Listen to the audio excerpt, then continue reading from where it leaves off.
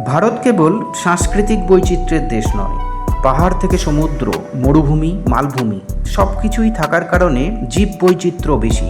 এমনকি এই দেশে এমন কিছু প্রাণী আছে যা পৃথিবীর অন্য কোথাও আর দেখা যায় না। রইল সেই সব প্রাণীর খোঁজ।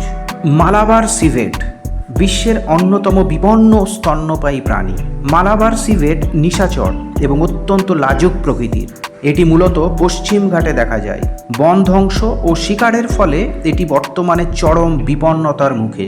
পার্পেল ফ্রগ এই অদ্ভুত উভচর প্রাণীটি বছরের অধিকাংশ সময় মাটির নিচে কাটায়। শুধুমাত্র বর্ষার কয়েকদিন প্রজননের জন্য বের হয়।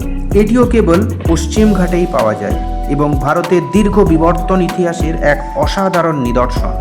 লায়ন টেইলড মাকাক নিজের কালো মুখ ও তার চারপাশের রূপলি সাদা কেশরের জন্য বিখ্যাত এই বাঁদর। এটি পশ্চিম ঘাটের স্থানীয় প্রজাতির বাঁদর, যদিও যথেচ্ছভাবে বনাঞ্চল ধ্বংসের কারণে আজ বিপন্ন অবস্থায়। ভারতীয় প্যাঙ্গোলিন এই নিশাচর প্রাণীটির শরীর আঁশযুক্ত এবং প্রধানত পিঁপড়ে ও উইপোকা খেয়ে বেঁচে থাকে। প্যাঙ্গোলিনের আঁশের জন্য অবৈধ শিকারের কারণে এটি মারাত্মক হুমকির মুখে।